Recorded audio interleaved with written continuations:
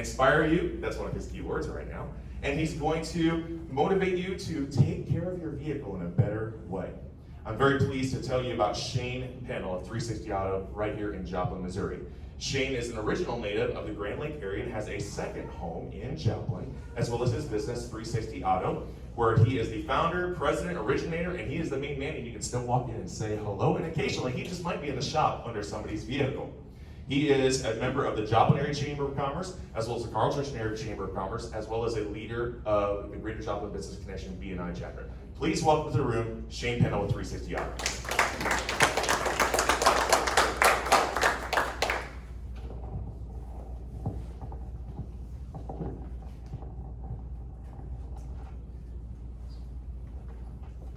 JD, how does this work? Just looking forward. Up and down? Okay. So, good morning, everyone. Morning. Where are we at here? We just flipped it over. It should. I'm going the wrong way. Hold on. Oh, is it working? Well, we know it's working. There you go. Try it now. All right, perfect. So, I grew up in this business. I grew up in southeast Kansas and Nebraska, and then, came into Oklahoma. Grew up working alongside my grandfather in his Alice Chalmers dealership. He's had, after he closed the dealership down, he ended up opening up an independent repair shop. I went to work for him straight out of high school in that. So this is pretty much all I've ever known. Always wanted to be a shop owner. Just didn't quite know really what to expect. I thought, as a technician, I knew it all, and I could, the shops were making $100 an hour, and I was getting 20, 25, and, I wanted all that money. Well, come to find out, there's not a whole lot of money after you get done paying all the bills. So, we're doing a lot of trial and errors, and we've been in business for about, actually I'm gonna jump back just a little bit. So after he retired in 1994, he actually offered me the business and said, here, if you want it, take it. It was in Fredonia, Kansas. I was 21 years old. I'm like, I'm still in my party days. I really don't want to do that. And I really didn't know if I wanted to stay in Fredonia or not. So I decided to move back to Nebraska, went to work for a GM dealership, and met my wife Tammy, had our first son, and then moved to southeast Kansas, where we had our daughter. Went to work for a couple of independent shops, Chrysler dealership. I ran a couple of shops up in Kansas City. And then decided to move to the Grand Lake area, to spend more time with my grandparents. We were coming down every weekend anyways, taking care of their cars and their house, and just spending time with them and playing on the water and that kind of thing. So just figured it made sense to move down and spend time with them. So I went to work at Griffith, when I first moved down here, and we worked there for about 6 years. And then it got to where I just decided if I was going to do something, I needed to do it. So I ended up opening up. I went out on my own a little bit without a shop. We did some mobile service, different things like that for car lots. And then ended up deciding to open up our own business at 724 South St. Louis, the blue building, right next to the Walmart neighborhood market there. So we did that for about 4 years, and when I hit the ground, we hit the ground running. I mean, because I knew a lot of people in the car lot industry, I had 20 to 25 car lots at my door the day I opened, and we were hammering stuff out, and just really, we grew very, very fast. But in 2017, I looked back and I'm like, this is not really the business I want, because we were kicking people out so fast that we weren't we weren't taking care of our good customers. You know, those car lots wanted the stuff now, they wanted it cheap, and we just weren't taking care of our good customers. So we actually started downsizing and getting rid of a lot of our dealerships, and focused on those retail customers to where we could focus on giving them the customer service they deserve, making sure that we had the warranties that people wanted, making sure that we were spending that time creating those relationships and to where we were building the shop that I wanted, you know, as opposed to what I was dealt, and you know, we were just gonna have to deal with. So 2018, you know, everything kind of, our annual income dropped considerably as we were building. 2019, it started coming up. 2020 was, you know, a very good year for us, but we're building those customer bases that we actually want. So. Are you hitting the side button? Is the side button? Yep. Okay, there we go. So what do we offer? We actually offer training for customers. So what's that mean? That means if you don't understand what you're purchasing, you ask us questions. You sit down with us, say, look, I don't understand why are you trying to sell me this tire? We just recently got into tires, and what I'm finding out is when people go in and buy tires, the only questions they get asked is, what's your budget? So the problem with that is, if my budget's $400 on a set of 4 tires, you're getting the cheapest tires you can possibly get, which is gonna affect your ride. You're not gonna get the quality, the life out of those tires that you want. You're just flat not gonna be happy with them. They're gonna, you know, your vehicle's gonna feel like it's on a roller coaster. When you come into me, you're gonna, you know, I'm gonna inform you why we're, you know, recommending the tires that we're recommending. You know, I'm gonna ask you, what kind of driving do you do? Do you pull a trailer? Do you, you know, live on do you drive gravel roads? You know, is it an all-wheel drive vehicle? If it's an all-wheel drive vehicle, we need to be replacing all the tires, not just 2 of them. Correct, Ryan? Yes. So Ryan actually came to me here a few weeks ago, and he's like, okay, I need a set of tires. I just need 2 tires. And so I started asking him the questions. Come to find out, he has an all-wheel drive vehicle. I'm like, no, Ryan, you need 4. He goes, Shane, I don't want to do 4. I just want 2. And I said, no, here's why you need to do it. So, you know, you can't have the front 2 tires turning one speed, the back 2 turning the other speed, because you're gonna start tearing up your powertrain. Well, he tells me the next week after we do these tires, he breaks down, he goes ahead and buys the 4 tires that I recommend. He's like, you know what? My car drives smoother, it runs better, he says, I did not realize that a set of tires would actually have that effect. Well, it's because people aren't educating our customers, you know, which, you know, in every business that we're in, you know, Sean educates his customers before they do a loan. Danny definitely educates his people on bugs. You know, we all educate our people. So automotive shouldn't be any different, but unfortunately we don't. We don't educate them. All we want is that money. So, and that's not the way that we should be doing business. We offer a 3-year, 36,000-mile nationwide warranty.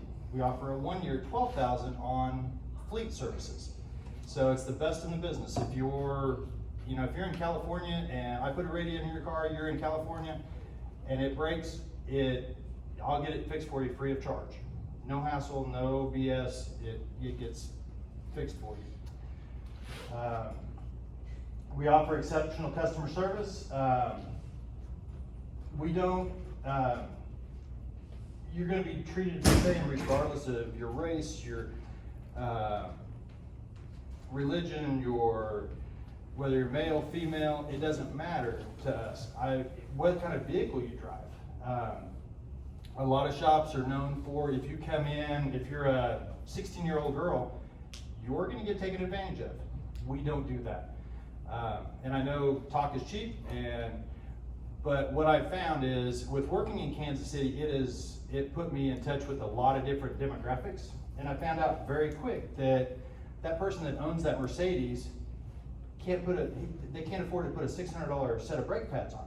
However, the guy that owns the 74 LTD, he'll do $2,500 worth of work to that car because he has money in the bank. So we don't discriminate with any of that as far as, you know, how you look or any of that. Everybody's being treated the same.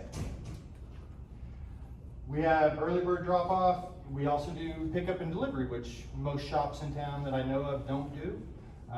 We've got a good fleet customer that I've got a code for his gate. We go in, we get his vehicle, we take it back, and he pays us over the phone or through an app that we send, or through text message, however he wants to pay for it at that time. We also do, this is something new that we just added.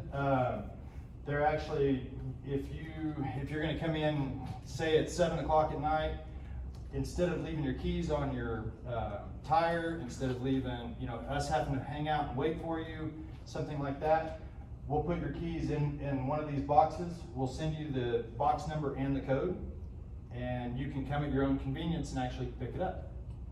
So, this is just a picture of our waiting room, not your typical shop waiting room. We've got a Keurig there, coffee, water, you know, whatever you want there. We do all different kinds of things, pretty much anything from oil changes to engines, now tires, alignments. This is actually an older picture. It looks different than this now, but before, and I don't think, yeah, you can't really see it. So there used to be, right here, there used to be a wall that went straight across, and we had another business in on that side. In May, we actually started, or in June, we actually started construction and opened this part of the wall up, which opened up about 4 more bays, and we're turning that into, it's actually gonna be a quick lube and tires over there. We'll do our quick services and things like that. Some of our struggles, just like everybody else, finding quality employees, time management problems, getting parts. You know, we're having a hard time getting parts right now. We've got 2017, 2018 vehicles that their parts are on back order, and we have no idea when we're gonna be able to get them. And establishing the biggest thing we get is establishing the customer demographic that we desire. Which sounds bad, I guess, kind of, but I don't want that person that comes to me and just is price shopping. I don't want the guy that, you know, calls me up and says, hey, what do you charge for a set of brake pads? $100. Well, you know, the guy down the street will do it cheaper. Okay, fine, take it to him. You know, I mean, that's how I feel, you know, because that's not the customer I want. I want to build that relationship with that person, and I want that customer that wants to maintain their vehicle and get the best life out of their vehicle. So, I mean, sometimes that sounds bad, but that's how I feel. So, and I think that's how probably most of us feel. So, that's about all I have. So. All right. Thank you, Shane. Great presentation. We're going to go ahead and open up the room for questions and comments, feedback. Yes, Sean. Hey Shane, how are you setting your customers' expectations, or talk a little bit about that for parts and service because of employees not being there to work because they're getting government money? Honestly, that is something we are struggling with right now, just because if we have one little hiccup, it can affect our entire day or the next couple of days. The best thing that we can do, and we're not always 100% at it, we need to get there, but I'm adding a second service advisor. One is part of how we are trying to help that. But ideally, when they come to the counter, they're gonna know, okay, we're gonna call you at 10, let you know what's going on with their vehicle. As far as parts go, we've got a truck that's been sitting there for a month, and that we ordered a converter for. It's a $4,500 part that is on back order that we have no idea at this point when we're gonna get it. So, and unfortunately, that's what we have to tell the customer because we have no control over it. So does that answer your question? Yeah. Okay. Good morning. Good morning. Great presentation. I want to encourage you not to feel bad about what you were saying earlier about pricing, because going after a part of the market that is wanting superior customer service, people are willing to invest in that. And I think all of us learn that at different varying degrees. You get what you pay for. So don't ever feel bad about that. In fact, I would encourage you to read the book by Stephen Little called The 7 Irrefutable Laws of Small Business Growth. And in that book, he talks about analyzing all of your customers, and the ones that you make the least profit off of, fire them. Because what that does, that opens up the opportunity for you to go get the type of personality that will be grateful for your level of customer service and what you're bringing to the table. Because people that don't care about that and it's all about price, they deserve to go to somebody that's just all about price and offering it for a profit. So don't feel bad about that. When you read the book, you'll absolutely love it. And then a follow-up question would be, outside of not having parts, what challenges do you face that we as a community can help you grow your business? Outside of parts, honestly, just right now, our biggest struggle is finding quality employees. I mean, I've got some great guys right now, but that seems to be our biggest struggle. So that, and just setting up that demographic for the right customer. So making sure that we get the customers that we actually want. Skyler? Yeah, I didn't hear, maybe I missed it. What are your goals? Are you guys trying to build just more of a lifestyle business? You said you got pretty big with dealerships and then pulled back and are focusing on a new client. So is the goal to put this on autopilot where you can go back to the lake, or are you trying to build something that you can scale with more locations and growth moving forward? Like what are the goals of this business? Honestly, my goal, and not a whole lot of people know this, and maybe they should, but my goal is to buy the houses that are to the east of us and add on. So, which will probably do away with the alleyway. I want to take over that part of the block. That's my 10-year plan. But as far as just build this to where it goes on autopilot, I don't know that will ever be an option. Do I want to step away for a month if we want to go somewhere? Absolutely. In the near future, it's not going to happen. I want to build something that's obviously going to take care of our family, provide a retirement, and I really haven't figured out, when it comes to that retirement part or me stepping out, whether I'm going to sell it, whether I'm going to put a manager in there and just collect a monthly paycheck. I really haven't looked. We're new enough, I haven't looked that far into it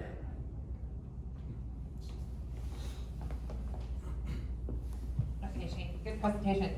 I have a suggestion when talking with clients, so, or customers, I'm sorry. So my husband works for McAllister Body Shop in Web City, and every time that they have a new customer, they use CarWise. I'm sure you maybe heard of it. No, actually I haven't. So it's carwise.com, but they use their text service. So every time, like when I got in a wreck, someone hit me, I put my car in the shop, but I get status updates of where they're at with the car. And so it helps me feel like, okay, well, I know, at least know what's going on, and I don't have to call and be like, what's going on with my car? So that might be a suggestion too. I don't know like how you're communicating if, like you said, you've got a guy that a part sitting there and you're waiting on the part. So, obviously that's an easy phone call, but if you've got 10 of those, that's gonna take time. So this is just a suggestion. You might look into that. It's called carwise.com, but it's really great. They'll let you know, oh, your car's ready to be picked up, all this. So. And see, I know ours will let you know when it's done. Yeah. But I don't know if it will actually do the whole progress. We do a lot of texting now, just because that seems to be everybody's, and it's quicker than a phone call. But yeah, I'll look into that. So, thank you. Great presentation. It's always great to find auto places that are honest and genuine. So with your ideal clients and with wanting to build up that, you know, really good base of those, do you have any kind of a customer referral program or anything that you're doing to actually ask those customers you currently have that are those good customers to give you those referrals? Because asking for that business from them, that word of mouth and that, you know, putting their stamp on it's gonna be huge. At the moment, no. We have thought about it. I've looked at some different things. Our biggest thing is a typical service advisor can handle, the way I want it done, 2 technicians. I have one that's handling 5. So bringing that second service advisor in is going to help free up some of that time to where we can focus on, she doesn't really have time, you know, and unfortunately I'm gone a lot of the time, so she doesn't have time to actually do that, but that is a great idea. Hey Shane. Hey, Dan. Great presentation. So as a previous car lot owner, one thing that I've noticed at your shop is the amount of professionalism with all your staff. And it seems to me like you've kept a really good culture there. When you go to hire someone, or when you're thinking about the future of your business, what is your advice on keeping that type of culture in your shop and moving forward? I haven't always had that kind of culture. I've got a great crew right now. You know, a couple years ago, before we moved to the new shop, I was hiring off of, you know, I'd lose somebody, I'd have to hire somebody. And that's how I was basing it off of. A couple years ago, I decided that if we lost everybody and I had to work in the shop, I wasn't hiring until I started hiring that right person. And a lot of times I'll let my guys actually interview them as well. So, because they're the ones that are working with them. So I'll interview them first. If everything goes good, then I'll bring the guys in and interview them. Sometimes it works, sometimes it doesn't. I mean, unfortunately people can buffalo you in an interview pretty easy. So. Good presentation. So up until about a year ago or so, I only had one mechanic, and that was in Carthage. But you know, they've been there for 50 years. But you know, I learned a lesson when I first moved there. But I had a problem with my car. I took it to the first shop. They wanted $1,500 to fix it. The second shop wanted $800. I took it to him. It took him 5 minutes, and it was $5. Right. But the point was, the diagnostics is huge. And you know, he can look at stuff and just go, well, this is what's wrong, because of the experience. Right. So that's a big deal, so I don't know how much emphasis you put on that, or what your service is as far as, you know, do you charge for diagnostics, or is that how's that work? We do. You know, when we first opened, we didn't. If they fixed it, we rolled it into it. Unfortunately, then I needed to buy a $10,000 scanner, and I needed to buy, you know, so the equipment is not cheap. That's the only way I can really justify going ahead and purchasing it. And I pay my guys really well. You know, from what I understand, from talking to other technicians, from talking to other people, my guys are probably paid just as good as most dealerships in town. And I can't expect them to work for free, and I can't afford to pay them for their diagnostics if I'm not getting paid. But just the other note, your software that you use with all the text and all that stuff, it's awesome, it's very impressive. Thank you. I went to school at Pitt, and with a bunch of auto tech guys. So, and a lot of them wanted to work for like Nissan and like all these folks. Have you thought about like an internship to kind of show them, you know, this is how I run my shop, this is how we're different, you know, kind of maybe you can teach them how to be an entrepreneur to get some sort of pipeline of good workers? I have. I'm actually on the Franklin Tech board. So one of my techs now that's been with me a little over a year came from Franklin Tech. I hired him 3 years ago the first time. He was a high school senior.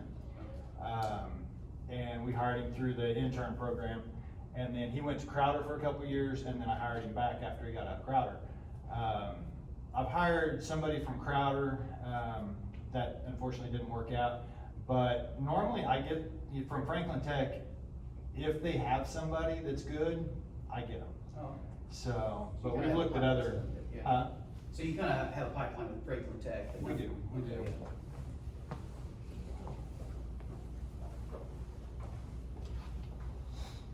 So my question is on retaining those employees. Are you offering any kind of benefits to them, like health insurance or a simple IRA, that kind of thing, to retain them? Obviously they get vacation, they get the normal stuff. The health insurance I've been looking at, I have not pulled the trigger on it yet. So just because it's a big expense for the employer, and I wanna make sure that we're good. The other thing that I was, just sitting here thinking about is sometimes is featuring those employees in whether you do any social media or that, to really recognize their skill set, just kind of building them up so that the community knows who's working for you. I think that lends itself to making them feel like they're part of something, and just building that loyalty to you, where the dollar per hour or whatever is not as important to them. They feel part of something, they feel like they're growing something, and they're getting recognized for their skill set. I think that could be important. I recommend checking into the chambers. If you're members of the chamber, all of those have the health insurance, the chamber benefit plan. Actually, that's where I've been looking, Yeah, so I do think that's a great benefit for retaining employees. If an employee has those benefits, they're less likely to change. So definitely looking into that, and things like free market physician and offering them some health insurance coverage. Other questions? Comments or feedback? Scott? On customer growth, you guys do a good job with your reviews from clients, but I'm looking at it and there's a name and there's a comment that they left on your website, and that's about it, and that's good. I could fake that. I could build a website and make 1,000 fake customer reviews.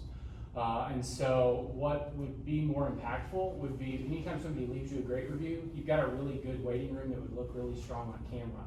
I would encourage you to maybe offer a free oil change, maybe offer something to incentivize them to come in and actually make a video review and talk about what you did that was different and impactful and why they choose to do business with you.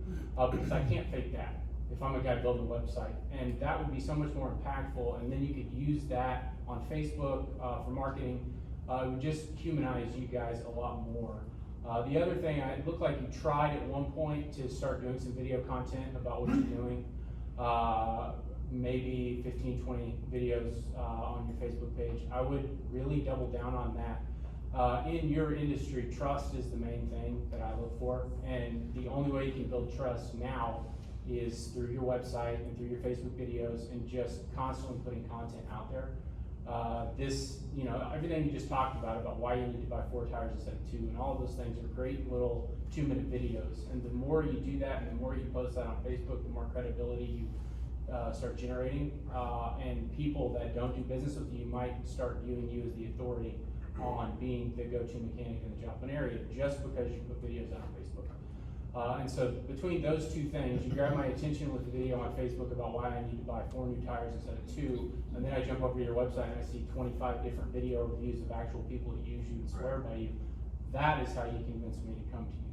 So I think you're close, but I feel like just a little bit more work. Then you're gonna run into this problem where you're gonna be slammed with customers and you're having a hard time bringing in employees. Maybe some sort of a revenue share or a commission split based upon performance. I don't know if that's turn time on a vehicle. It takes this guy, 6 hours to change brakes, but it's only 4 hours for this guy. The example I use is the restaurant industry. I know a guy that's doing this where he has his average ticket. So your average ticket on a table is $42, let's say. Then he'll look at each individual server, and for every dollar that they perform over that average ticket, it's a 50-50 split back to the server. So they're incentivized to drive up and sell appetizers and drinks and desserts to push that average ticket up. So if there's a way you could build a model like that where these guys have the ability to work harder and do more quality work and make more money, they're gonna be incentivized not only to try harder, but also make more money. So those are the two sides that I would look at for what you're trying to do. Some thoughts. As far as the videos, that's a great idea. I need to do that. And I kind of started to try to do that, and then I just got busy and I just, put it aside. As far as the incentivizing our techs, actually this week, we switched, how they get paid. So before that, it was flat rate, so it was strictly what they worked on is how they got paid. Which typically in our industry, that's how we've always been paid. That's how I was paid for 30 years or 28 years, whatever it was. And I liked it, but unfortunately with the newer generation, they want more of a steady paycheck. So what I did with them is they actually get a steady, they know what they're gonna get every week at least, but there is a bonuses depending on what they do from there, so. Any more feedback for Shane this morning? And one quick one. Okay, one more quick question. Steps? So when, someone brings their car in, they diagnose it, does the mechanic talk to the customer, or does your service tech talk to them? The service advisor talks to them, because me personally, I don't want my techs coming up with greasy hands and talking to, the customers. I'm trying to keep it more clean. So now if it comes into something where Christy can't relay it, or like diesels, for example, she knows nothing about diesels. I've got a great diesel tech. So a lot of times, and diesel guys are typically very in tune with their vehicle. They know, the different things, they just may not be able to work on it. So Eric will actually come up and he'll talk to those guys, and he's very good at explaining it and talking to them, making them feel comfortable and that kind of thing. Well, the reason I asked is I just interviewed a mechanic for a car shop, but anyway, he said that's one of the things that some of the dealerships and stuff do is that they don't get to talk to the mechanic. Right. They have to talk to a service advisor. Mhm. And his philosophy, and he said customers like it a lot better, is that if the mechanic who's working on their car talks to them, then they usually sell it more, because those people have confidence, oh, this guy's good, and he explains that, hey, here's what's wrong, here's why I need to fix it, blah, blah, blah. Whereas as a service advisor, they go, well, he doesn't know anything. Or, anyway, Right. it's just a thought. The problem with mechanics is a lot of them are not good people. They just aren't. I know. So, Eric is very good. Mike, he wants to be left alone. And I know me personally, if I take 8 hours, if I'm working 8 to 5 and I'm trying to work on a car out in the shop, and every time somebody comes and wants to talk to me, I get about 30 minutes to an hour's worth of work done in that 8-hour period. And the same way with those guys, so. Just throw it It out. would be nice if we could do that, but yeah, most people do not want to talk to my techs. Awesome. Any more questions or feedback for Shane before we conclude and move to open connections? All right, let's give Shane a hand. Thank you so much, Shane. Great presentation. We're going to stick around for some open caffeination and connections. If you've got more questions or conversations that you want to have with Shane, please